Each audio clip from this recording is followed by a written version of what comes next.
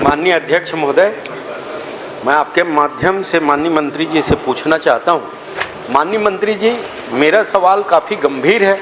मेरे विधानसभा क्षेत्र के नगर पालिका बागबाहरा में पेयजल की काफ़ी गंभीर समस्या है, लेकिन आपके उत्तर से गंभीरता उस समस्या का हल हो ऐसा प्रतीत नहीं हो रहा है। आप बहुत ज्यादा गंभीर हो गए, 5वीं बार गंभीर समस्या ही उतना ही है माननीय अध्यक्ष महोदय, उसी लेवल का समस्या है। माननीय मंत्री जी, हाँ पढ़ के आते आज बिल्कुल। अब देख के कैसे पढ़ा? अरे पढ़ नहीं रहा हूँ, सवाल कर रहा हूँ।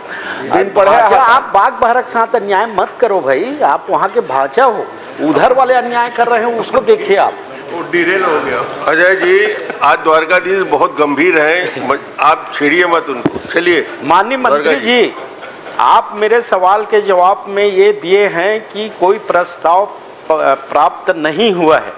ये सही है कि अमृत जल जीवन के अंतर्गत पत्र व्यवहार नहीं हुआ है, लेकिन नगर पालिका बागबाहरा में मेरे पास संकल्प क्रमांक 37 में प्रस्ताव पारित हुआ है और शासन को भेजा गया है, और आपके विभाग के द्वारा ये जानकारी दिया जा रहा है कि कोई प्रस्ताव प्राप्त नहीं हुआ है। ये सरासर सदन को गुमराह किया जा रहा है।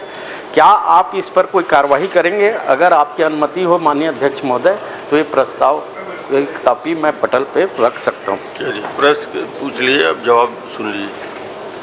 माननीय अध्यक्ष महोदय, बहुत विस्तार से उत्तर माननीय सदस्य को दिया है।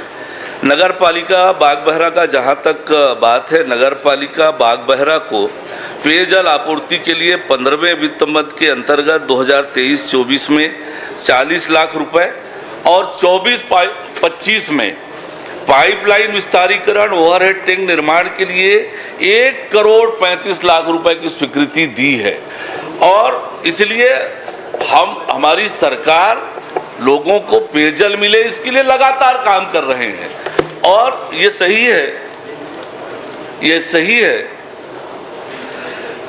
और आपने स्वीकार भी किया है कि अमृत मिशन के लिए कोई प्रस्ताव निकाय ने नहीं दिया है, और अमृत मिशन के लिए, अमृत मिशन 2, इसके लिए कोई प्रस्ताव नगर पंचायत से आएगा तो निश्चित रूप से उसके जो मापदंड है उसके अनुरूप विचार करेंगे।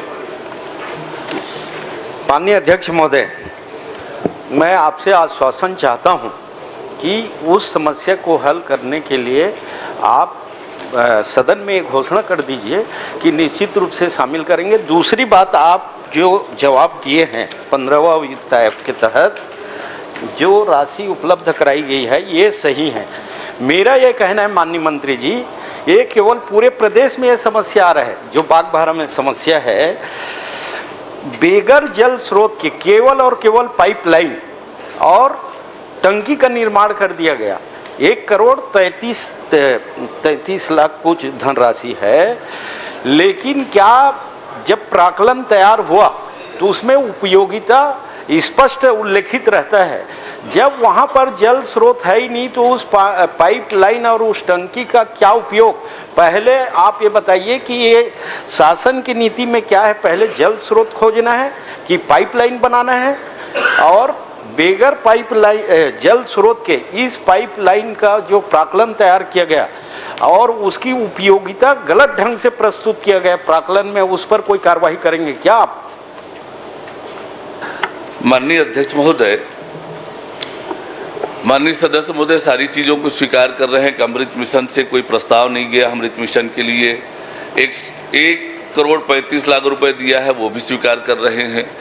और माननीय अध्यक्ष महोदय, प्रधानमंत्री माननीय नरेंद्र मोदी जी के बनने के बाद लोगों को शुद्ध पेयजल मिले, इसके लिए योजनाबद्ध तरीके से काम हो रहा है। और अभी भी मैंने कहा है कि आप अमृत मिशन 2 के लिए कोई प्रस्ताव नगर पंचायत से आता है तो जरूर मापदंड के अनुसार विचार करेंगे। हमारी सरकार इसके लिए प्रतिबद्ध है। माननीय अध्यक्ष महोदय, हो गया। पालिका चूंकि छोटी संस्था है वो प्रस्ताव भेजता है, लेकिन उस समस्या का हल किस योजना में होगी वो शासन के उच्च स्तर पर तय होनी चाहिए।